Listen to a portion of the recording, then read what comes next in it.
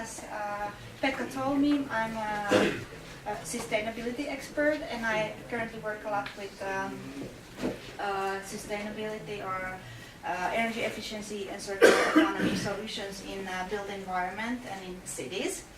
And I found smart cities, like from data perspective, very exciting because there's a lot of data being collected from our activities that hasn't been available before, and it's accurate, and maybe it's also leverage for us in a more sustainable city life. And in my presentation, I look what happens when or what kind of data we get when the smart city reaches our homes. And there's of course a lot of different kind of smart home configurations, and we can also argue what is smart to start with. But here I present one example from Kalasatama district, which is like a Helsinki city district, which is a kind of a test bed for new smart cutting-edge information technology solutions and so on. And in this home we have a smart smart energy meter system. So each white good appliances, such as washing machines or dishwashers, they are metered. Electricity consumption is metered separately. In addition, we have water consumption, cold water and hot water metered every minute, based like a real-time information. From those applications, lighting systems, socket systems in every room metered separately, and then there is a smart waste management or waste disposal system where you get a timestamp and an RFID, like the RFID tag that tells us that when the waste was disposed and in which fraction, is it organic or paper or cardboard or so on. So quite advanced systems placed in these homes, and yeah. So in this study, we're kind of like studying people home activities or the occupants' behavior in through watts and liters. So I made a small video. We did a data visualization with my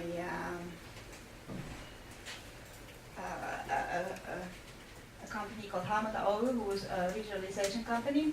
And here there's an apartment on number 1, just an example apartment, but it's a real data.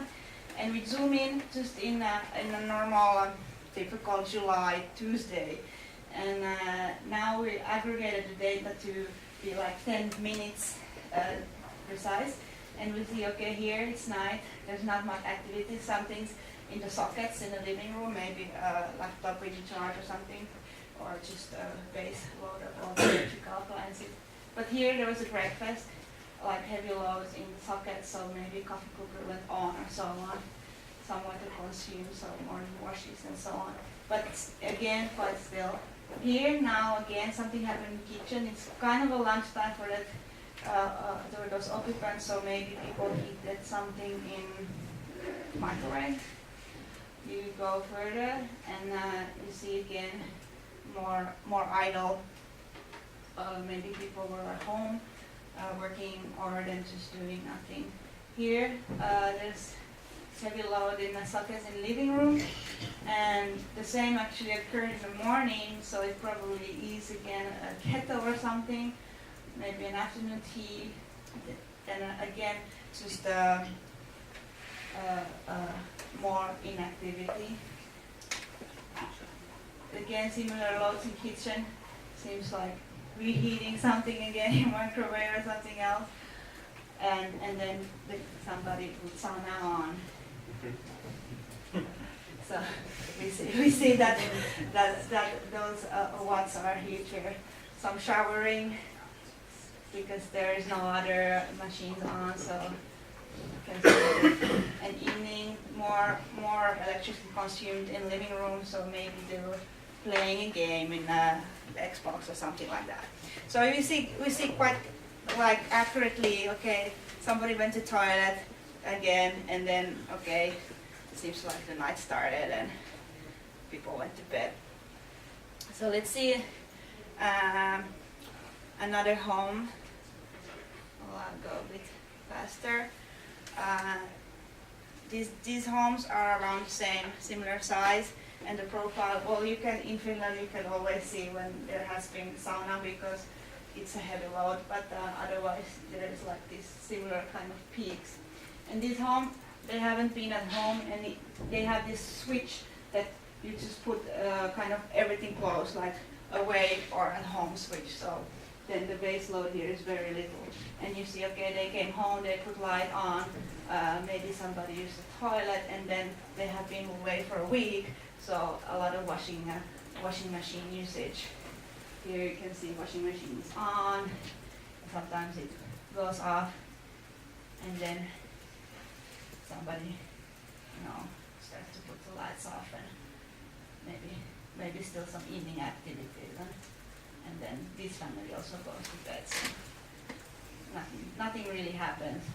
And again, you see, okay, what time people wake up 8:30 around, and then, okay, they do something in the kitchen, maybe toast some bread, cook some coffee, and again, okay, wash the machine,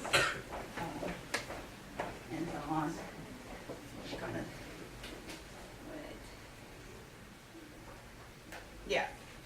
So this kind of data is like, pretty detailed.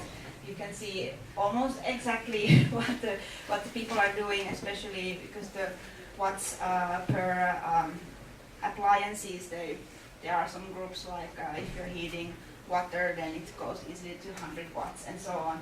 And it will be exciting to kind of see what you can study this data for ages because there's so much information. And like kind of trying to find what kind of routines these people are having. And I made this, you can see the video until the end from the slides linked then later.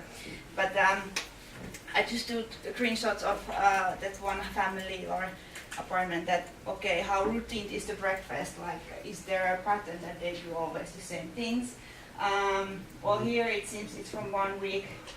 Not so, but you can see like, okay, then they didn't eat breakfast. Sometimes it's a quite short one. It's just 10 minutes, there's something happening, and then they probably drink or coffee. But then sometimes there is a longer breakfast. So it's there's a lot to study in this data.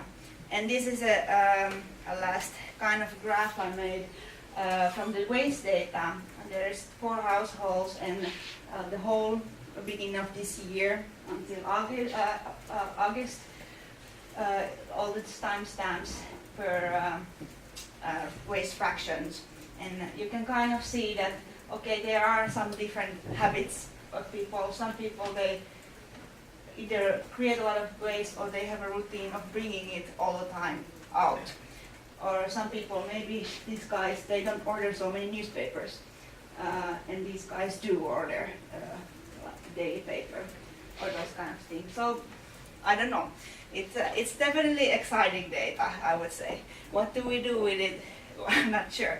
But is there a business potential? That's of course interesting to look at, and how can we mix this type of data with the mobility data we create. And well, I just was thinking about it. And just there are these ideas like maybe you can bring this automation so far that, as you know, like how many times these people wash dishes or wash laundry, there could be this automated refill to your home of this detergent. Or then some diagnosis tools, because when the behavior is strange, also in mobility, you can maybe see like early warnings of dementia from people, or somebody could help you with that, or then to support to other home automation systems. And this data, the raw data of these visualizations, is brought to the MyData hack. And I'm also looking forward, as Tuukka, to see what the hackers came up with. And yeah, this is a Finnish platform for helping businesses in data things, and these are my contact details. And if you're interested on a visualization, I can talk about it later and show more. Thank you.